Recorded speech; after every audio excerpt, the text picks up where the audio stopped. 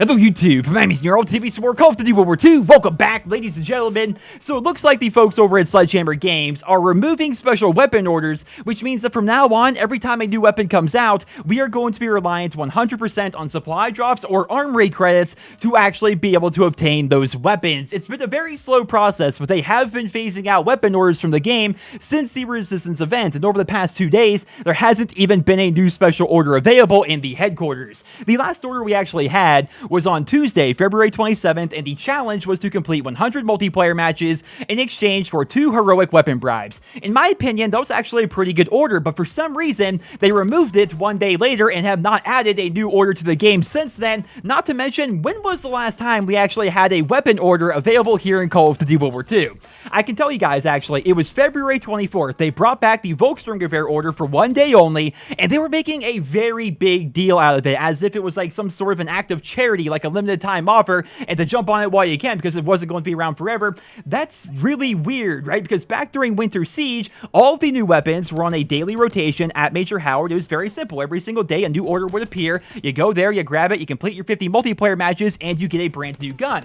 Well, halfway through Resistance, they did away with that system. Do you guys remember? Like, they had the Volkssturm and the Orso and the new knife. They were available for a while, but then they removed them and replaced them with those complete 80 multiplayer match orders, which, let's be honest here, nobody really wanted, because the only people that actually completed them every single day were people AFK farming prop hunt, right? It was a lot better for the community as a whole to have the weapons there, but for some reason they were not there. And when it comes to the new revolvers that were later added, we are yet to see a single order for them, which is really odd if you ask me. This is really bad news. Now again, I should say they have not officially come out and said that they are removing these from the game, but look at the evidence here. They have not been around for about 3 weeks now. I think it's safe to say that something fishy is going on over there at Sledgehammer Games. If they do officially come out and say that yes, we are doing away with this system, that means that we are going to be reliant on saving up a ton of armory credits in between events to actually get new weapons, because otherwise we are going to be completely reliant on supply drops. During the Resistance event, using that as an example here, it required you over 94,000 armory credits to obtain each of the new weapons,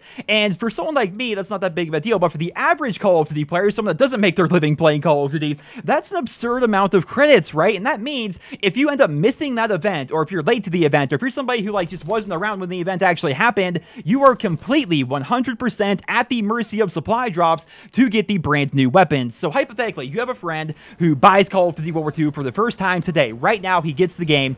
There is no way whatsoever for him to acquire the Volkssturmgewehr, the Orso, the newly buffed Gewehr, the Sten, either of the new revolvers, anything, without getting lucky from supply drops. There is no way whatsoever. That is a terrible system in my opinion, and it goes against everything that Sledgehammer Games was preaching just a few months ago during the Winter Siege event. So who remembers back during Winter Siege, we were all praising Sledgehammer for being so consumer friendly, giving us 3 different options to acquire the new weapons. They even took the Sten submachine gun, a DLC gun, and made it so it's a default gun on a default class. Like, it was a big step forward for the Call of Duty franchise, but since then, they haven't been as consumer friendly. They've been slowly but surely phasing out those weapon orders, and it's worth mentioning that very oddly enough, around the same time the orders were removed, Michael Condrey and Glenn Schofield, the co-founders of Sledgehammer Games, they just randomly up and left the studio that they founded without giving us a really good explanation as to why they were leaving in the first place. So I'm definitely very concerned about the future of this game, but it is worth mentioning that Sledgehammer did update the PC platform recently,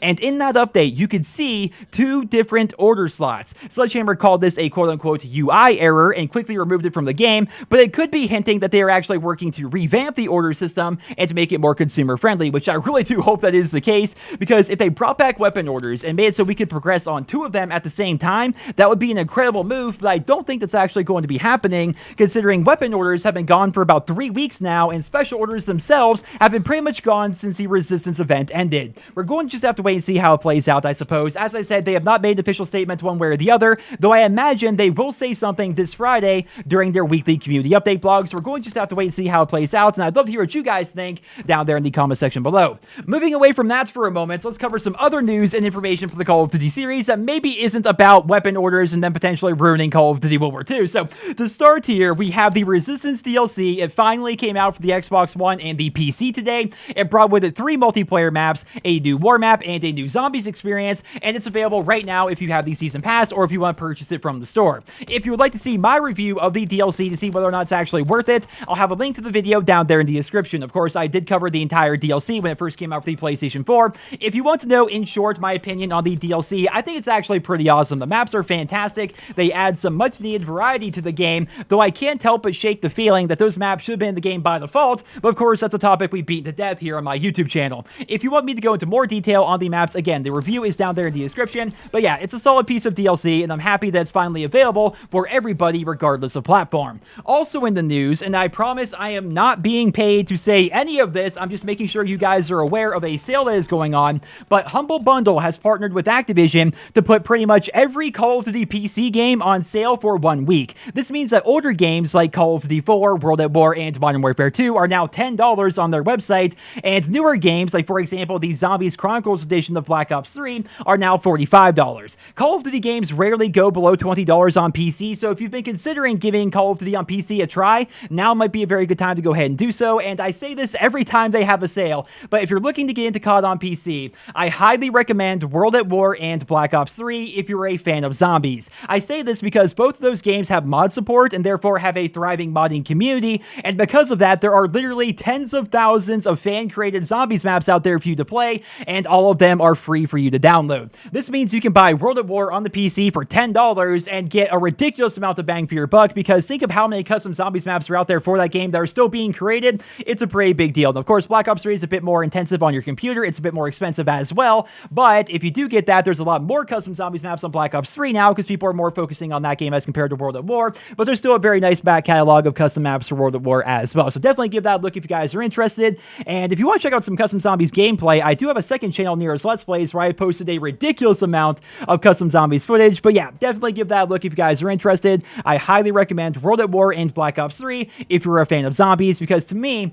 custom zombies is one of the best aspects of Call of Duty, and not nearly enough players have actually tried it out yet. But ladies and gentlemen, that is all I have for you guys here in this video. I really hope I am wrong about Sledgehammer Games and that they aren't removing weapon orders from the game, but as you saw with everything I laid out here in this video, it definitely isn't looking good. Hopefully they're going to give us an official response in the coming days, but until then, I hope you enjoyed this video. Leave all your thoughts and feedback down there in the comment section below, and I hope you guys all have a wonderful day.